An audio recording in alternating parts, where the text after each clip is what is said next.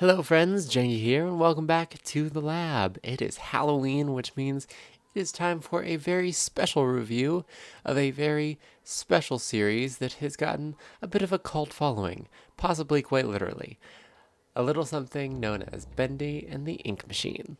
So before we get started, I want to talk experimental bias. So first off, I should let you guys know that I received the review code for this game for free. Yes, that's right, I did get this one for free. So that's something to take into consideration. Also, I didn't actually finish Chapter 3 of this game. I will let you guys know why toward the end of the review here, but I didn't actually complete the whole thing. I completed most of it, but there was a small section at the end that I missed out on because I ended up basically rage quitting the game. And thirdly, I should let you guys know that I did play the rest of the game. So even though I didn't completely finish Chapter 3, I did finish Chapters 1 and 2, and I have played quite a bit of Bendy and the Ink Machine. I do have a feel for the game. I actually really like the aesthetic, and there's a lot to love here. So that's my experimental bias. Let's get talking about the game, shall we? So Chapter 3 of this game picks up sometime after Chapters 1 and 2. For those of you who didn't play those, basically, you are a man named Henry who used to work at an animation studio. Your old partner Joey calls you back. You go back and you find that Joey invested in something called the Ink Machine, which seems to have released a demonic version of your beloved child's cartoon called Bendy. And all of the workers at the animation studio have essentially been turned into sort of evil monsters themselves by this evil version of Bendy. So, at the end of the last chapter, you were saved by a good ink creature named Boris, who is one of the members of the cartoon gang that you lovingly drew back in the day. And in this game, Boris helps you out quite a bit, actually, just by providing little helpful things here and there, weapons and such. He's just sort of like your pal for the chapter, which is super cool. But the main focus of this chapter is on a different member of the studio, Susie Campbell, who was the voice of Bendy's main squeeze, Alice Angel, and she has gone kind of crazy, basically trying to be the most beautiful angel in the studio, and to do so, she would rip Boris's and other ink creatures apart and use their ink to improve her own image. It was very disturbing. But essentially, you make your way into Angel's lair, and she catches you there, but she decides she will let you go as long as you are willing to run some errands for her. So, most of this chapter is just running errands for this crazy angel lady. Now, compared to the other chapters, this is probably a bit more what you would call gamey. The other chapters were mostly looking around for stuff, sort of walking through the environment, and then you would encounter switches or something, and that would trigger something else.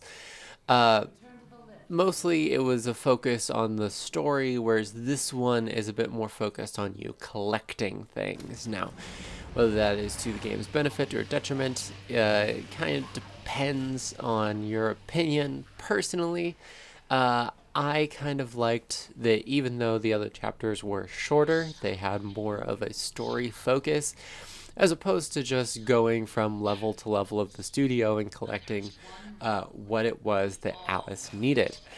Also, this chapter introduced an interesting mechanic, the hide mechanic. So basically, whenever Bendy started wandering the halls, you had to hop into one of the boxes and hide. I actually almost prefer this to the combat mechanic, which again is something that I will cover at the end of this video, because the combat mechanic is one of the things that I think this game could strongly improve on. But I do think that the hide mechanic was an interesting feature. It certainly didn't feel super frustrating or anything, because you usually got plenty of warning before Bendy popped up in the form of visual cues, particularly dark inky residue starting to appear on the walls, and so you had time to find a box and hide and wait for Bendy to go away.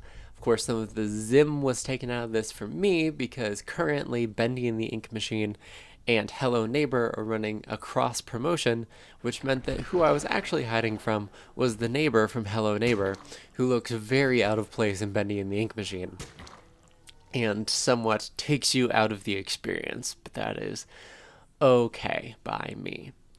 Anyway, so once you have collected everything that Alice wants you to collect, you do have a brief mission, which is where I left off on this game, which is defending her from some of the nastier ink creatures who are out to get her.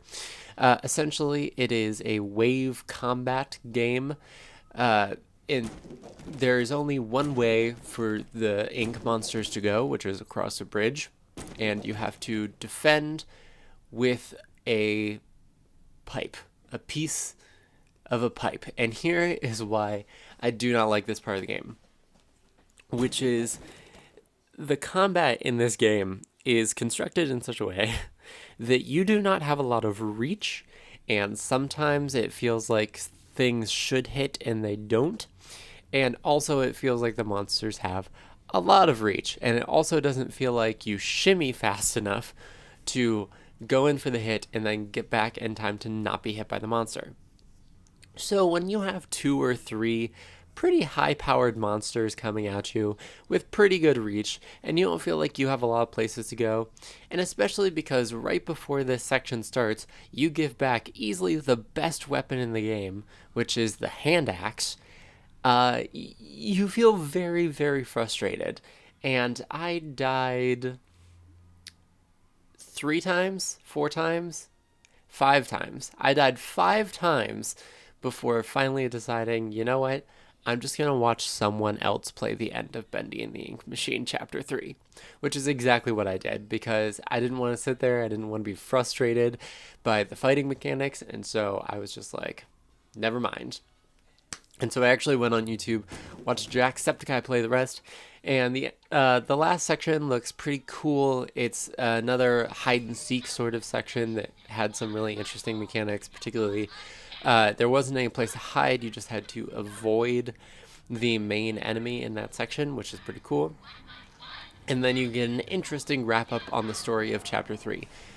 But honestly, the biggest barrier for Chapter 3 is that fighting section, because the combat in the game just isn't really made for just fighting waves of enemies. That is definitely something that needs improved if they do more of that in the future, because right now I don't feel like it's quite solid enough to justify that kind of section in the game. That being said, let's pull out Janky's Lab's experimental scale in order to give this game a final ranking.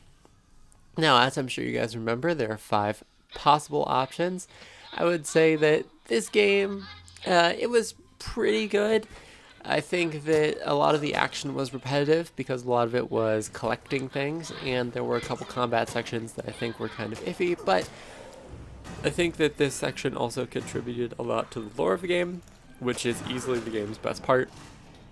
And I do think that the hide mechanic is very interesting in this game, if, you know, a little generic, but I think that it adds an interesting new element to the game.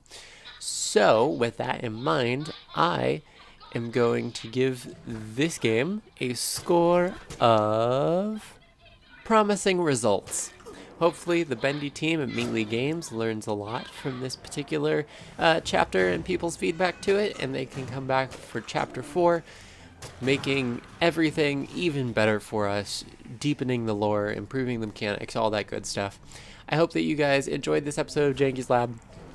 If you did, feel free to leave a like down below. Comments, positive or negative, as always, feel free to leave those below as well. But other than that, I am going to consider this experiment concluded. So I hope you all have a happy Halloween, and until next time, this is Janky Shenanigans, signing out.